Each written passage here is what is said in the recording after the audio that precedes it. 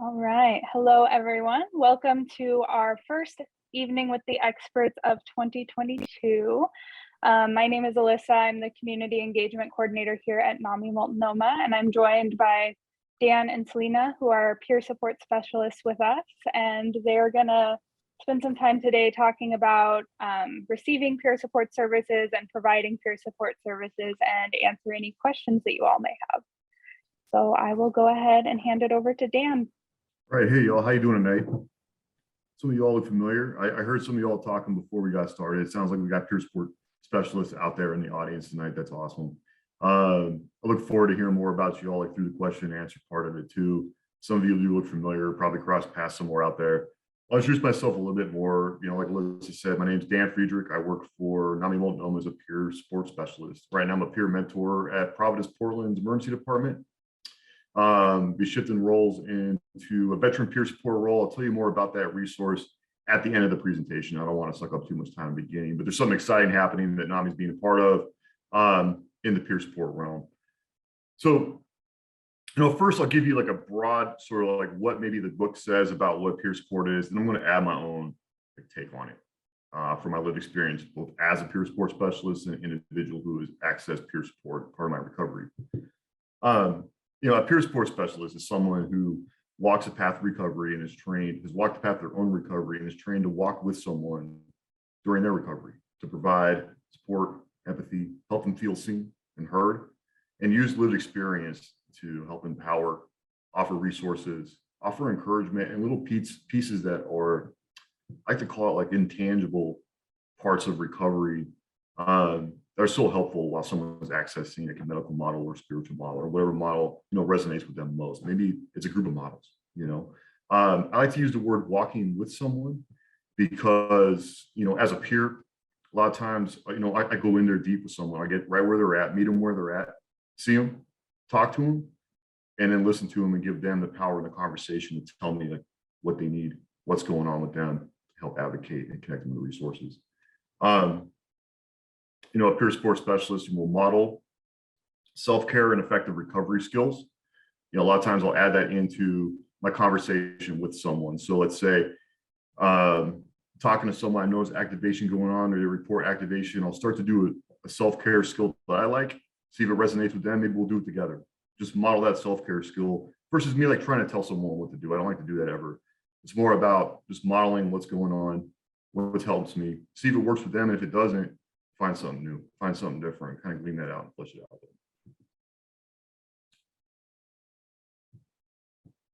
So that's in a nutshell, like as I've done peer support work, as I've been educated in peer work, that's sort of like what the book says peer support is. I like to break it down a little bit more. I mean, doing peer support both as a volunteer, now as an employee, like in a couple different realms.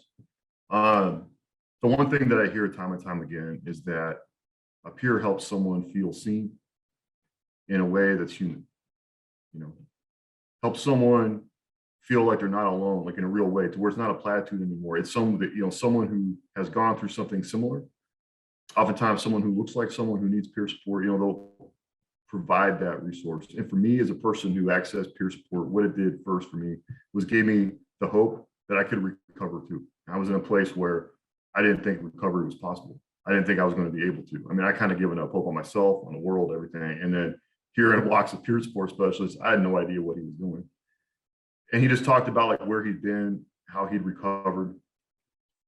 And that gave me the first live breathing image of someone who had worked through their recovery, had gone through their steps, and had worked for them. And I could feel myself just go, okay, yeah, actually, now I can see it's possible.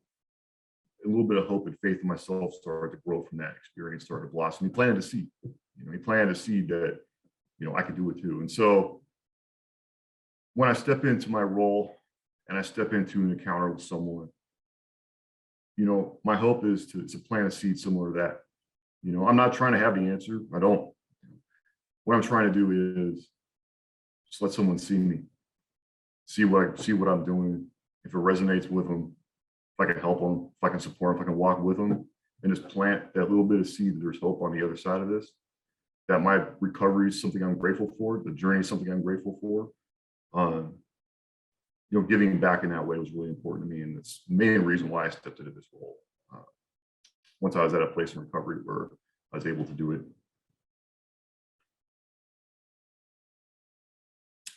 Another section of peer support that, peers that I've worked with have let me know about that they like and really helpful is connection to community. And I'm talking about community that's safe, healthy, empowering, mindful, all those phrases, folks who are working their recovery, folks who are, these giving kind people who are going to listen, help someone feel heard. When I meet someone and they feel alone and they feel like there's no one out there and they feel like they're just in this space by themselves and they don't know where to go, peer support can be a first step to that. It could be a first step to, I'll use NARA as a reference because I heard NARA out there in a conversation earlier. It could be a step where I go, hey, I've heard of NARA. That's what NARA does. I know someone, I heard your name's Fred. Maybe I know someone, maybe I know his name's Fred, and to start to make it personal, start to make it like a real thing, like these real people at these resources is not just like something I Googled or whatever, like there's actual people there who care, they've got a name. And that I think builds trust and it starts to build that connection. Someone starts to feel like, okay, there's people out there that care, I'm not alone anymore. It's in this space right now. I feel the way I feel, and I always remind them, like, that's okay. I felt that way too. Like I felt scared to death. I didn't know what was going to happen, and I felt just in pain, and I felt like nobody heard me. And then I started to hear names, I started to hear resources. They started to become real. And peer support does a lot of work around making a resource be real and empowering that connection. And what it doesn't do is tell someone that resource is what they need. Like when I talk about resources to people, when I talk about community people, sort of an invitation to check it out. And then I'll go with them. Either it might be like me sitting there on the phone while they're making the phone call. In different roles that I've had, it's been going to the group with them for the first time. I got permission to do that, and it's okay. So they take that first step they get. And if they say, hey, that was rad, I want to go to this again. I really feel like this is helping me. Okay, cool. And if they say, I wasn't really feeling that, is that okay not to feel that? I mean, I feel bad for not feeling that good about what happened tonight at this resource. I'll say like, yeah, that's totally cool. Let's talk about how, let's talk about why and what we may feel better. And then we'll go to another resource. We'll talk about a new one.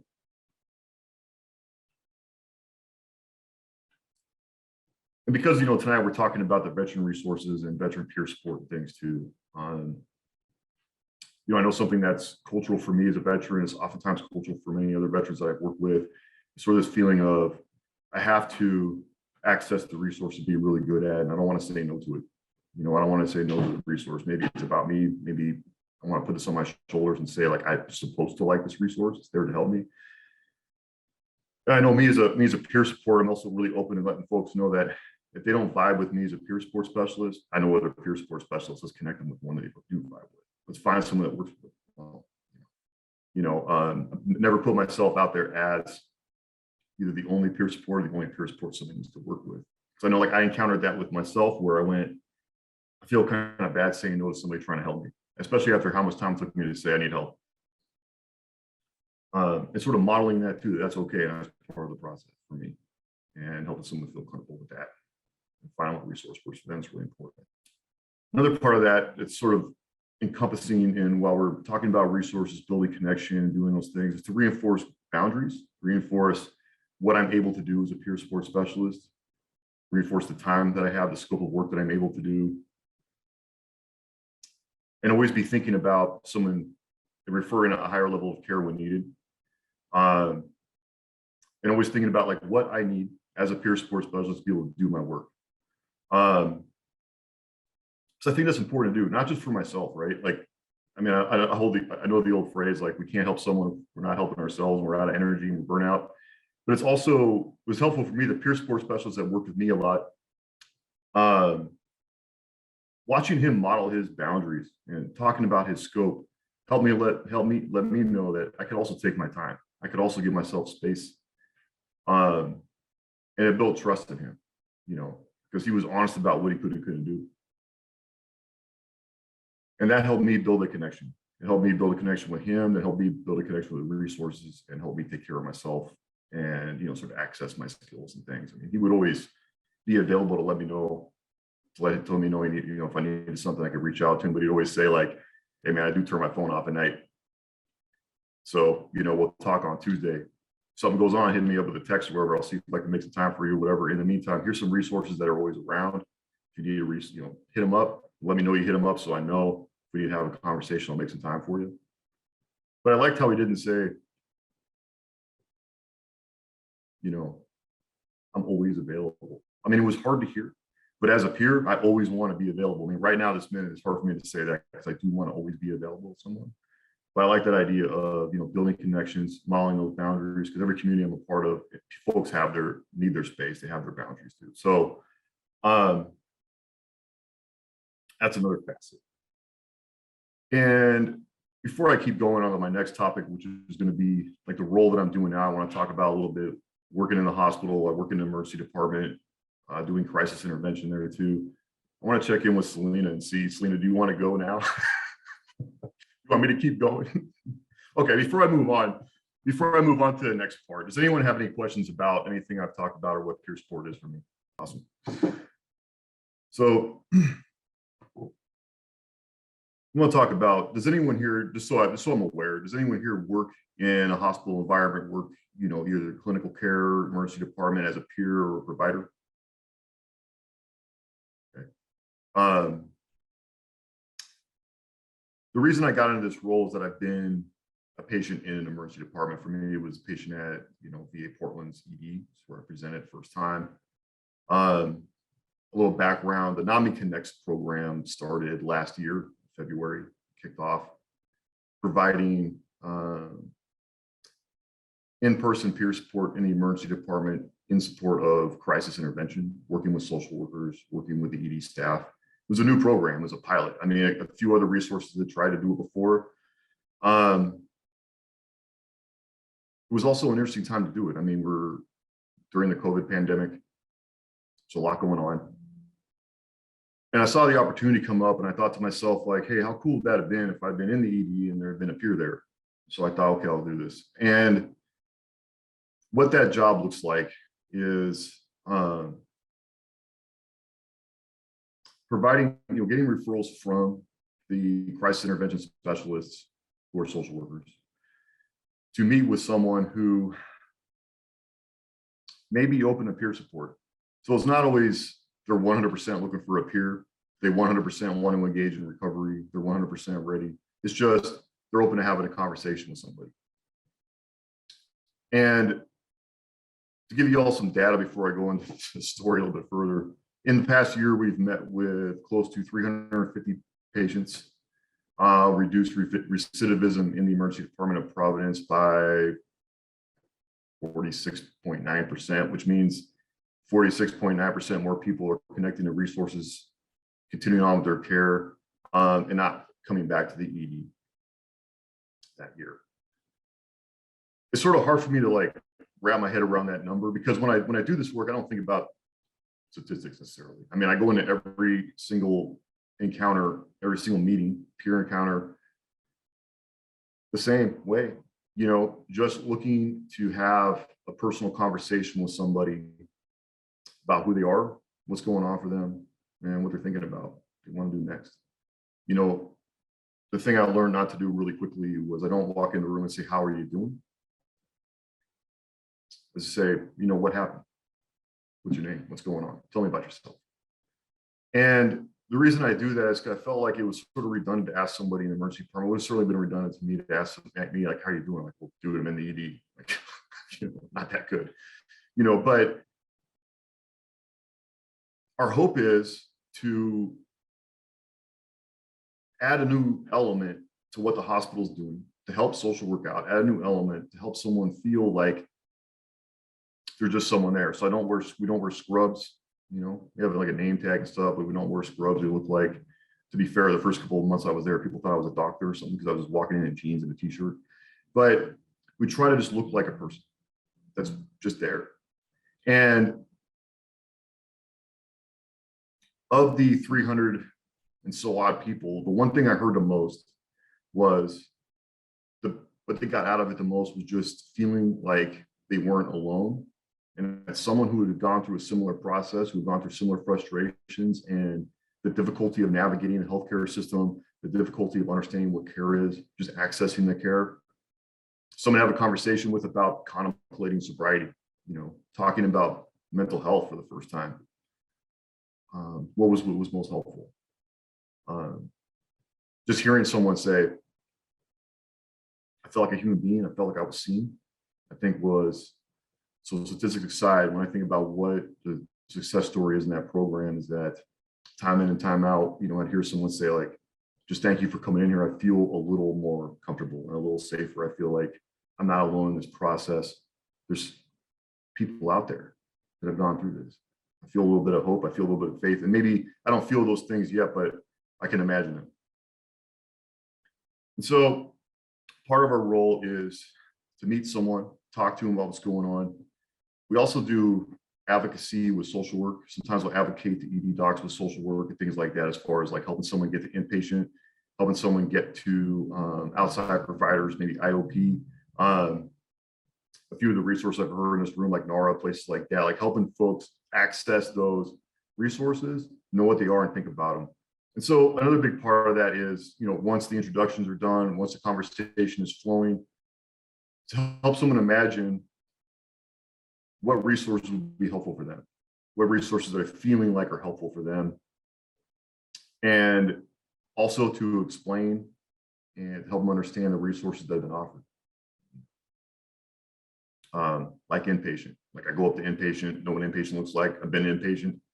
And so I'll talk about what inpatient looks like, what's going on up there, and start to set little goals. Like, hey, there's groups up there. Checking them out might be fun. Do you like art? There's an art group up there. Start to provide that encouragement about accessing care. Or if someone's like, hey man, I don't know if I want to access care, that kind of stuff. Start to talk about what might be helpful, what's going on. Also to build the empowerment through this, a choice. A lot of times to access care and letting somebody know that I will still talk to them, I'll still be non-judgmental, I'll accept who they are, and still see them the same if they say, I'm not ready yet. And I'll say, well, myself or one of us will be here. Just want you to know that we're here. We're out here. It's your choice. It's your decision. So what makes peer support different, I think, working in the emergency department that I did, like when I was doing peer support as part of a clinical program or part of a clinical DDN team or something like that, the VA, like in part of an ACT group or part of, a therapy program someone's going on, where I was sort of modeling my participation in that group after I've been a participant, is that it adds this layer of like the non-provider person with lived experience part to it.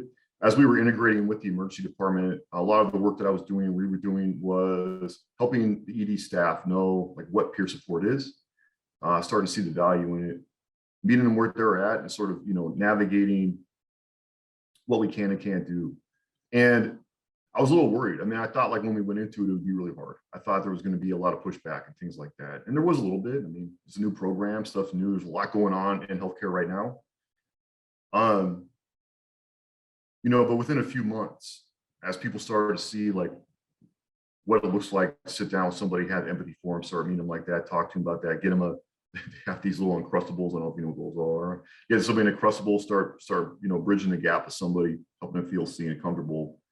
They saw that our program, our resources up here was supporting people in a way that oftentimes ED staff wish that they had more time to do. They're working with much more patients, they have much more responsibility as far as the healthcare goes, as far as meeting the patient and working with them. Whereas, we're sitting down for an hour with someone sometimes, talking to them just about life. And during that conversation, that's where we're gleaning out what their interests are, what some barriers are. Like, see if we can help them get a phone, a track phone at least, make a couple follow-ups with something, something to help them out.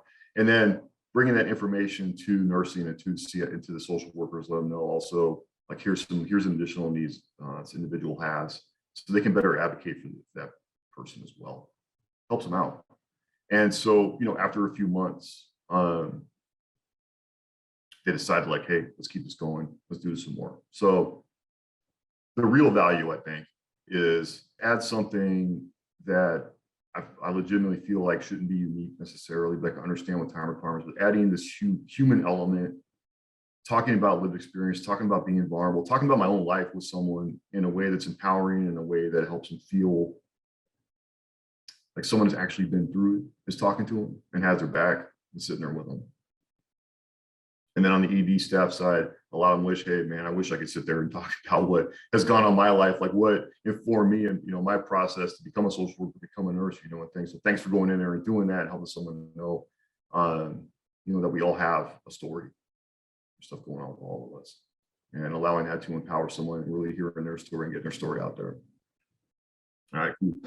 Does anyone have any questions about like what goes on in the ED, what peer support is like at ED? Wow. Hi, everybody. How are you? My name is Dr.Salina Norton. Please feel free to call me Salina at any time. I have been with NAMI since 2014. I heard about the peer support specialist training through Project ABLE, and NAMI sent me there. And I was certified back in 2014. So I started off as a volunteer with NAMI, and I did about sponsored about 4 or 5 of the NAMI walks with the disabled American veterans. Then I became a trainer, facilitator, and I tell you what I like doing most is helping people.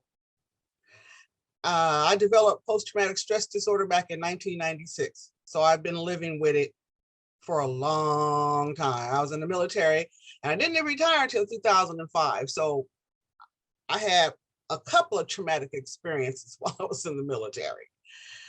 And as Dan mentioned, always feels good when you know you're not the only one. And 1996, that stigma about being loony and, mental health, that was really still bad for people to know, especially in the military, because your commander could put you out. He could start a medical board if he knew you had any type of mental health problems. Just depending on the command. So I kept that from the command for a long time, but I started to help myself. And the more I could help myself, the more I can help other people. I was running into individuals who was having panic attacks, and oh yeah, I've had that too. So we would laugh and talk about it. But what helped most is knowing what caused my panic attacks, what my triggers were, and then talking to other people about it who understood. Because when people have never walked in your shoes, when they don't know anything about something that you've experienced, is it any fun talking to them? Is it any type of pleasure? Does it help talking to those type of people? No. So in the meantime, I was working, when I retired from the military in 2005, I went to work for the Department of Veterans Affairs. But before then, I worked for disabled veterans, helping people. So it doesn't matter if you're a veteran or not. I like talking to people and helping people work out issues, work out problems, because everybody has some type of issue, whether they let it get to them or not. And just by other people knowing that they're not the only ones, they're not going through things by themselves, and that there is a way, there's a light at the end of the tunnel, that helps. It helps me, and it helps the people that I'm talking to. So I don't just help the people that I'm talking to, it's also a way of me continuing to help myself. Because sometimes our mental health issues, no matter how small, no matter how big, sometimes we can control them, but they're still there, and then we can also be in situations that will trigger something. But knowing what your trigger is and knowing what to do once you're triggered is very, very helpful. Even if it's just, I think the best thing is to take yourself out of that situation, at least for me, to take myself out of that situation or change the subject. But I really like being around other people who don't understand quite that they're not alone, because I want to help them understand that you're not alone, and it's okay to feel how you feel. And if you need to seek some medical assistance, that's okay too. Because according to the World Health Organization, there are over 450 million people who are affected by mental health disorders at any given moment. And 1 out of every 4 persons will develop a mental or neurological disorder in their lifetime, such as depression, anxiety, schizophrenia, bipolar, dementia, substance abuse, or alcohol nicotine dependency. So we're not alone. And if something is bothering us to the point it's interrupting our lives, interrupting us from having a good quality of life, then we need to seek some sort of assistance. And what works for some won't necessarily work for others. But what I always find is very, very helpful is to get around people and talk to people who have walked in your shoes, who have lived the experience.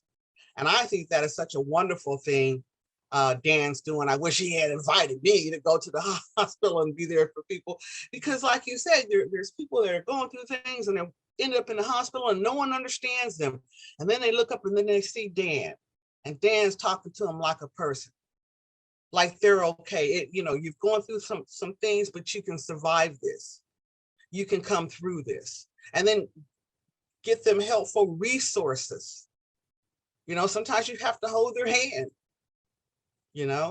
Take my number, call me at night, not at 3 in the morning, but call me at night, and let's talk about these things. Or as a helper, because that's what peer support specialists are. We're helpers. That's what counselors are. We're helpers. And in order to help people, you got to listen to them. You got to understand them, because everybody's needs are different. You can categorize some people in certain categories, but we're all individuals and our needs are different. So I'm going to live the rest of my life trying to help people. A little analogy here: if you have a cup, everybody got a cup, and you fill that cup up with water, it's full, right? It's full. And you try to put more water in there, it's going to overflow. My cup runneth over, it's going to spill.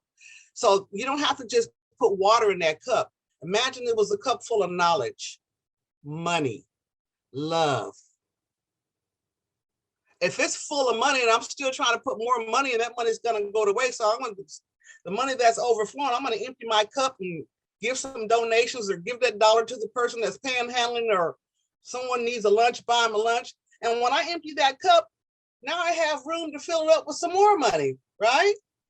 If it's knowledge and my cup runneth over with knowledge, I can only take in so much knowledge, then I'll empty my cup of knowledge. I'm passing it to Alyssa, I'm passing it to Dan, I'm passing it to Michael Knight, or Brian, or Sandra, or Danielle, or Bonnie, or Danny, or Don, or Williams, or Jonathan, or Gabe.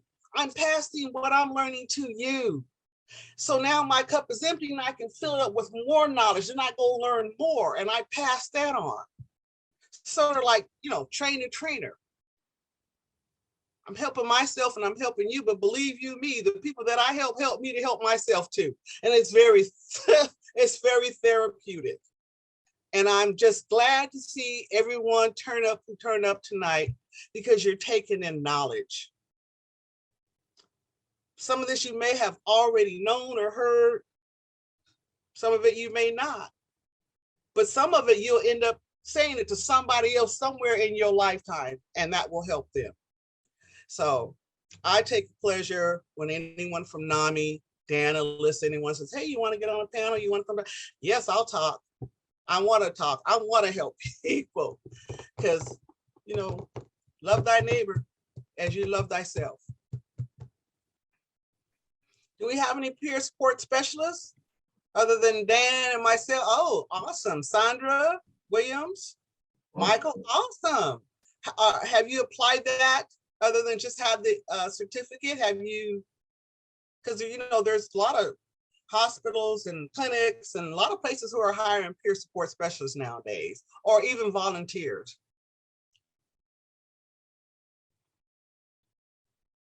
Yeah, so thanks, Selena. That's a good place to, I guess, talk about like what's happening at NAMI. Is this a good time, Melissa? Okay, cool. I want to talk a little bit now about, we have so many peer support specialists in the audience. I think, one question maybe lingering out there is like, where can I get started? Or I know peer support specialists who've just been through the training. They're wondering like, where can they get started? Like what's going on out there? Like, I remember when I got going, I remember looking at applications and it said like, need 1 year of full-time work to do this job, as a peer. I'm like, oh shoot, like how do I get that? And so, something that's really cool that I think NAMI is doing, a big part of the reason why I joined this team is because it's always trying to find new areas to put peers into and grow that resource out. So I talked about the resources at Providence Medical Center as contractors there. We're looking to grow that program, look for that program to grow out to like Providence, St. Vincent's, a couple other places. And so there's that going on. It's the NAMI Connects program. There's also there's resources coming up for peers to be at the Portland Vet Center as volunteers, for peers to be up at VA Portland with the MST program, with substance abuse programs, and that's going to continue to grow. And as I've talked to both VA providers and peers up at VA Portland, there's this growing need in the VA and the veteran community to have peer support. I mean, as a veteran myself, I think about like how peer support was so organic to my service. It was something I did, the person to the right and left, and the people I was serving with, like providing them with peer support. And now, the VAs here in Portland is really seeing that is something that we do for each other. And really want to bring this on how important it is to people going through therapy and accessing care, and especially like just, Selena, you're going to talk about the next evening of experts, like navigating, accessing VA healthcare and like how to do that and how difficult that could be, like during doing a claim for the first time. How do I even get started? Where do I go? And so I see those growing. So that's something you can reach out to us, and ask us about, how to get involved with those volunteer programs. And then my point was, as I've talked to providers up there and things, they're trying to grow positions at the VA, and they count that volunteer time as, relevant experience for a VA position and things like that that they'll start doing. Also, NAMI, we're doing in NAMI Multnomah, we're going to start something called the VBHPSS program. It's Veteran Behavioral Health Peer Support. We'll be getting referrals from places like Cascadia, vet centers, different providers, different resources. And we'll be doing like traditional peer support, walking with somebody, walking with a veteran through their journey from accessing care for the first time, meeting them where they're at, working with them weekly, as needed, and that kind of stuff as the veteran continues through care and accesses care, working with them for a longer period of time than say like an ED department where it's, a couple of encounters and then a few follow-ups and then resourcing out from there. So that's another really cool program that just started, kicking off next month in the middle of March. I'm really excited about it. It's brand new, but it's a resource that's really been needed. Because as I'm working in the ED, I'm thinking to myself, like, man, like where can I connect someone to provide like long-term peer support? That's pretty low barrier. Like where am I going to find barrier? I mean, doesn't need a referral, doesn't need a set number of ED visits, just needs a referral from a resource like, hey, here's someone interested in peer support. I want to connect them with peer support. So keep your eyes peeled for that online. If you get our newsletter, if you don't, please like hop on the website. I won't know, scroll all the way to the bottom. There's a place where you put in your name and your email, and you'll get our updates about these resources and other ones I've talked about too, and what's going on out there. For your peer support specialists that are out there, I'm open to like next month of things. Like if you feel like, reaching out to me would be helpful. I mean, we have like, Taylor Roberts things that NAMI will be talking about these programs a lot, but I want to give you all the availability, like send me an email if you want to. So I'm going to put my work email in the chat box. If yourself, veterans, like, hey man, like remember that time you talked to me about volunteering at the vet center, like how do I do that? Where's that happening? What's going on? I want to give you an easier point of access, something that so I can talk to you about that as we grow those programs. Because I really want these programs to continue to grow. And we have veteran peer support specialists out there to do it. It's just getting the connection from peer support to these resources, these volunteer opportunities, help you all grow into positions. go out there and take over, right? So are there any questions about the NAMI peer support roles, the NAMI Connect one, or like what the VBSS program looks like and that kind of stuff? I do got a question on that, sir. Go ahead, Brian. I've been hearing a lot about that, and what I'm kind of looking for is there something more in the Deschutes County, Crook County, Jefferson County in Central Oregon area, instead of just over on the Portland side for these kind of access for help? That's a really good question. If you could send me an email too, so I've got yours, because I know folks who work out in that area, and I can get you in contact with them or help resource through them. And also I want to encourage you to say, like, let them know about our programs that are on Zoom, like our veteran support group. Is a good point they can go to, because folks in the rural areas and things right now. I mean, one of the big positives that happened with having to go on Zoom recently is that we're able to reach veterans who are in rural areas outside Multnomah County. They can come access our resources. So on Thursday nights from 6 to 8, there's a veteran support group. That's a good starting point for someone to start getting peer support right away. It's a drop-in group. Can just hop on our website and they can just say, hey, it's me. Here's my email address. I got to RSVP. And then all of our programs like veteran peer-to-peer, our connection group, different groups that we have are also accessible to veterans and non-veterans outside Multnomah County. Are you able to work with veterans who have less than honorable discharges? Yes.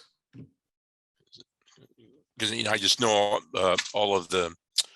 I know there seems to be a kind of a push now where a lot of veterans who were discharged with less than honorable conditions that are related to head trauma, et cetera. They're trying to work to upgrade those discharges. So you're able to work with veterans that are. Yes. Okay, right. Great. Go ahead, Salina. Thank you. And Don, or for all of you, your service office organizations, they've been doing that for a long time. Because when I was a service officer with Disabled American Veteran, I was a national service officer helping veterans file their claims. We were doing that way back then in 2005, and they've only gotten better. So a lot of times what they'll do is they'll try to get your servers upgraded. And because of the trauma that you may have gone through, et cetera, that they didn't recognize way back then, they're recognizing it now. But there's still benefits that you can get. So I don't know if you know about the service organizations, but there's American Legion, there's VFW, Disabled American Veterans, Military Order of the Purple Heart, National Association of Black Veterans, which they help all veterans, Oregon Department of Veterans Affairs, Veterans of Foreign Wars, and Washington County Veterans Service Office. They all will help you file a claim free. There's no charge. It's absolutely free. They will represent you for your appeals, and they will help you with your benefits no matter what rating you got. I mean, unless you kill somebody, then they can't help you, But Don, yes, they can help you. And I would advise people to go see a service officer because they help you for free. Even the VA has VA representatives who will help you with your claims for free. They're just slower because they're also trying to get veterans paid too. Yeah, I just know there hasn't been many tabling events lately, but when I was out doing a lot of tabling events for 211, I would run across veterans and I would say, here's some places to go to. And they would say, no, I have a BCD or I've been discharged under other honorable conditions. And I just know there's still that stigma out there. Tell them, Don, still, things have changed a lot and they can only try. Yeah. Okay, thank you.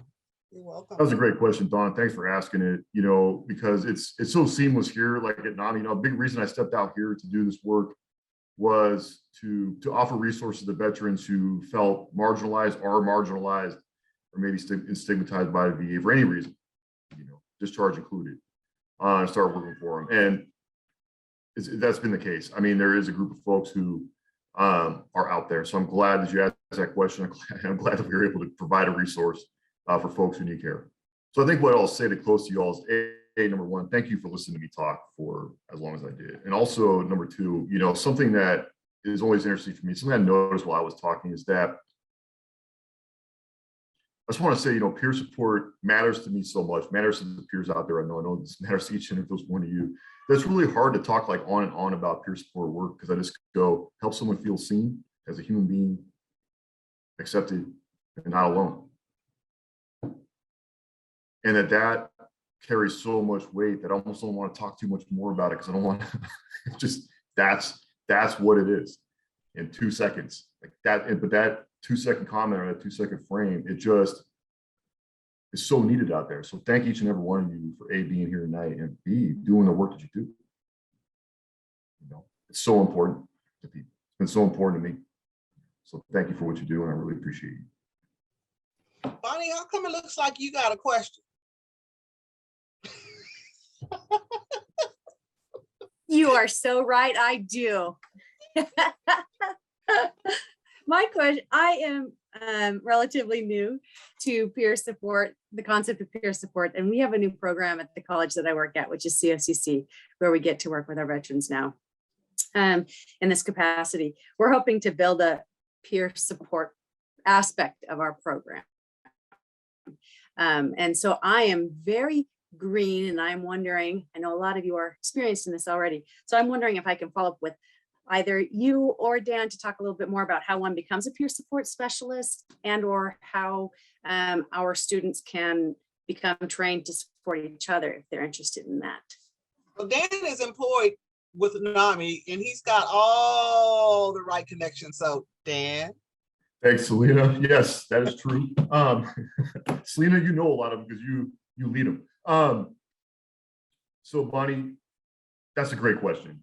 And, you know, at NAMI, we have, you know, the way, I think I'll tell you like the way I started doing peer support, like where I gleaned it out was, I didn't know if I wanted to do it. I didn't really get started. And so I did the veteran peer-to-peer class first. We also have just peer-to-peer class. We offer peer-to-peer classes for every demographic out there. And that's a great place for me to go learn about helping myself and also helping someone next be like more in a more mindful and compassionate way and sort of an informed way and talking about resources. We also offer through NAMI with a collaboration care or collaboration. What was it called, Salina? What's Fumi's resource called? Oh, I don't know. Okay. I believe it's Cultivating a New Life. Okay, I was way off. Cultivating a New Life. I'm sorry about that. I'm sitting here on Zoom just like, and my mind went away. Okay, so Cultivating a New Life in NAMI, we offer peer support specialist trainings throughout the year. Those are posted on our website and our calendar. We have veteran specific, LGBTQ plus specific, and general peer support specialist training. That will get someone their peer support specialist certification. It's a 50-hour course. Also get them what they need to register as a traditional health worker, adult peer support specialist with the Oregon Health Authority. And that's the certification that folks are looking for to hire a peer support or to have peer support be doing volunteer work. I know Salina, like you always are on there teaching in the veteran peer support specialist class and things. And that's where I went to get my certification and started getting to work. And then through that course too, we'll start talking about places that hire peer support specialists and how to get hired and do that as well. Also on our NAMI website, we have all the information someone needs to navigate, getting registered with OHA, because that can be a little difficult. It's like the oral health care stuff, it's online, but we have like a step-by-step how-to on our website. So I guess what I'm saying is just have them, either connect with, the info at NAMIMultnomah.org. I can put that in the chat box. And as easy as someone saying, hey, I'm interested in being a peer support specialist. When's the next peer support specialist training coming up?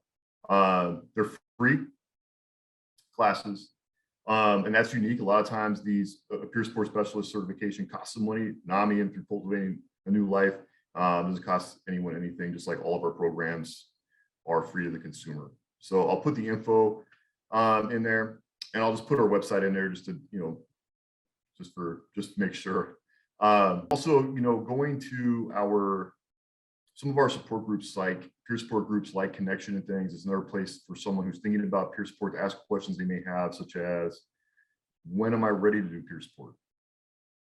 You know, when is the appropriate time in my recovery to do peer support? Because that's always a conversation. There's no right or wrong answer for that. It's really a conversation to have with someone, help them feel comfortable. I mean, I certainly started doing peer support when I could only volunteer a couple hours of my time a week.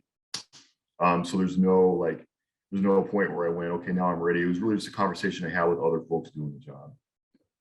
Does that answer your question, Bonnie? So is peer support, something may read this correct, is being a veteran qualify you for peer support, or do you have to be a veteran who has gone through recovery that allows you to do peer support? If that makes sense. I don't know if that makes sense. It does. Thanks for your question. A peer support specialist is anyone with lived experience in mental health recovery. Tonight I talked about veteran peer support because, you know, myself, right now I do peer support for anyone who presents at the emergency department, like literally anyone. And so going to the veteran peer support specialist training didn't like pigeonhole me into, and I'm just working with a veteran community. It's broad. I mean, so the simple answer is anyone with lived experience as a mental health consumer can be a peer support specialist. There's no education requirement. It's really just that. It's really anyone who is able to use their lived experience to help empower and inform can be one. And then, you know, we have specific, culturally specific classes that focus on a culture, providing peer support specialists work for that culture. You know, if we identify as part of that culture. There's also like a general peer support specialist training that sort of encompasses everything. But I also want to say too that as I went through the veteran peer support specialist training, it also talked about cultural awareness, being mindful, understanding language, and things like that. So does that answer your question, Brian? Yes, sir, for the most part. The other part of it would be, is there something, that type of education over in Central Oregon area where somebody from, let's say, COCC college can go ahead and attend and to help out the vets that are coming in there to go to school? Yeah, and if you all do that, please let us know, because I'm always looking for resources out in your area, and it's hard to find, as you know. And so our peer support specialist trainings are online right now. So an individual has access to Zoom, is able to use Zoom. They can access the program. We're also very compassionate to helping someone understand how to use Zoom if it's their first time, man, because it can be. And so I hope that's not a barrier. So yes, you know, anyone can access that peer support specialist training that we provide through NAMI and Cultivating New Life from your area for sure. I live in Bend, and I'm currently taking the peer support class. Cool. It's the LGBTQ specific training, but I did the first section for the veteran specific. So I just do it over Zoom, and it's been very, very informative. It's been great. So that's been awesome. I totally recommend it. And Fumi's the one that's instructing it right now. Thanks, Danny. Thanks for providing that. I'm going through the program right now from Ben. So I know when I talk about our resources being available to folks in, you know, Washington and Oregon, you know, as I do like the veteran support group, you know, I have folks all the way out in, you know, like Joseph, Oregon, and all the way north to like the Canadian border coming in, that just by nature of it being on Zoom is the first time they've been able to access a resource. So I'm also really stoked to hear that that you're doing that and it's starting to open up, you know, peer support for folks in rural areas. It's been needed for a long time. Just curious if so for veterans who are transitioning out of the military, is there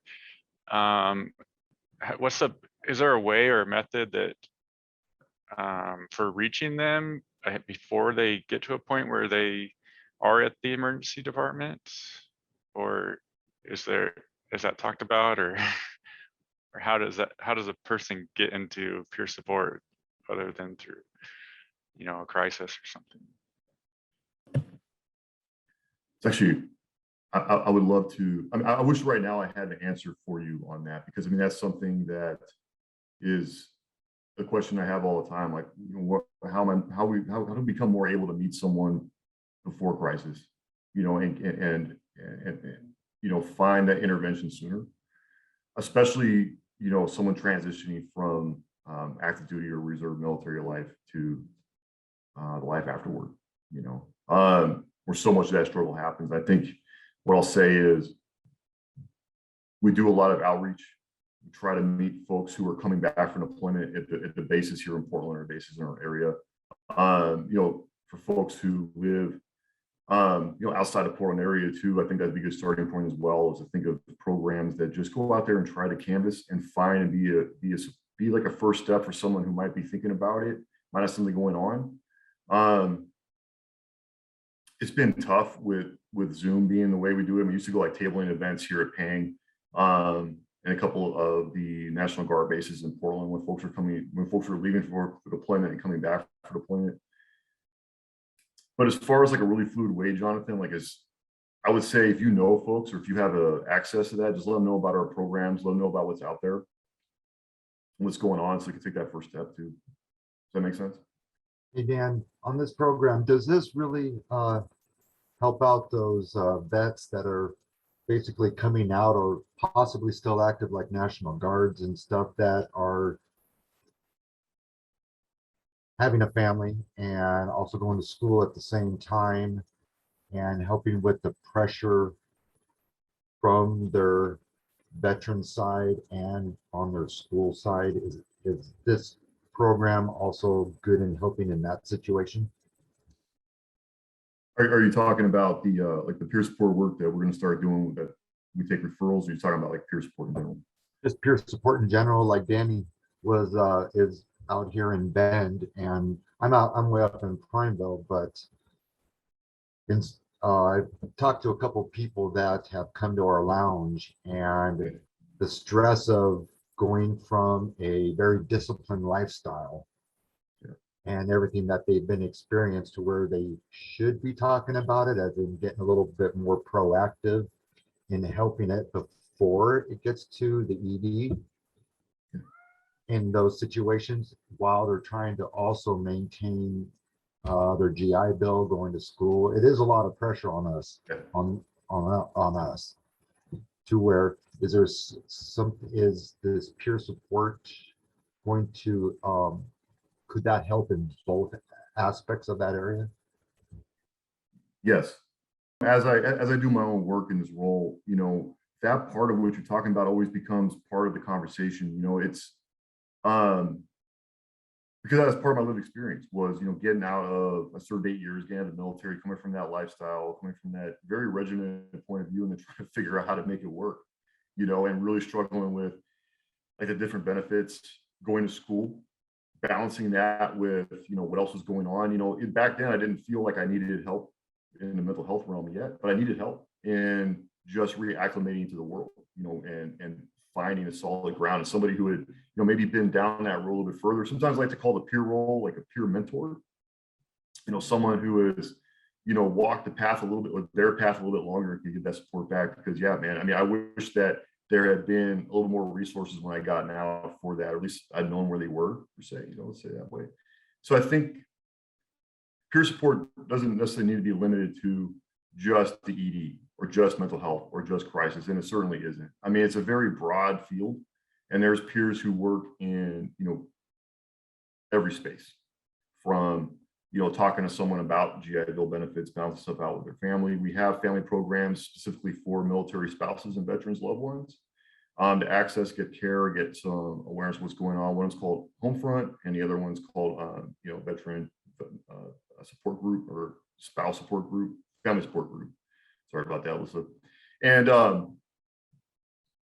you know, it's a little more of those programs. I think what's helpful is it takes a lot of us doing it together to help one person. You know, it's you know, whenever I do the work, it's never just me helping somebody out. I mean, it's me and then every other resource I can muster up and they can connect to, that are part of that care, trying to wrap around someone, help them out. And so, yeah, man, I mean, if you're imagining like growing a support network for folks to just, you know, really specifically around transitioning from military life to civilian life, I think that'd be awesome, because I know for a fact that the military doesn't do a great job retraining someone back to, I mean, I know, right? Yeah, doesn't do a really good job of like preparing me for what's going to come, what's going to happen. I had no idea. I thought like all this training I got was going to be, that's going to be a miracle, man. I'm going to roll out into the world. It's going to be all figured out. And it was not, it was anything but that. So yeah, man, I mean, and like I said, if you start growing those programs out there and things too, I mean, I have like a list of folks who are in the Bend, in Douglas County, on the coast and places who are looking for just really any resources they can find. Does that help answer your question? I think it was really, my answer was pretty broad, but my really simple answer is yes, I can. Yeah. Okay. I understand. It's just that, you know, when some of the people come into the lounge there and they're sometimes talking the way that they do, maybe if I had a place to send them, that because I didn't know about NAMI and all this stuff. I'm brand new to this. So this information is great. But is there also an area on that info website to where they can, in certain areas like Bend or counties, that they can actually go and get this help if they need it? Yeah, again, I would let them know about this. It's called the Veteran Support Group. It's Thursday nights from 6 to 7:30 p.m. I'm the facilitator for that group. And the only requirement to join that group is be active duty military or a veteran. That's the only requirement. There doesn't need to be any other requirement to that, in my opinion. So you can ask them, say, hey, drop into this group, ask those questions. And then part of that group is me doing my best, and everybody in the group too, to share resources that we know. And like, you know, right now we have a great, I would say between 8 and 10 core group of people that come, and we're all helping each other out. Like if I don't know about a resource, somebody in that room knows about a resource in their area. And I can tell you right now, there's people who will really resonate and connect with someone who just got out of the service because they did too. And I would just give them that first stop, because then Brian, I can talk to him about the different programs that we have, talking a little more about what's going on, talking a little more about how to get involved in peer support. And that's definitely a function of the group beyond just, you know, providing support for someone in their recovery, let's say. It sounds good to you all. I will stop sharing my screen. I want to tell you about a couple upcoming programs that we have at NAMI, and then leave a little more space to have questions or conversation without the recording going.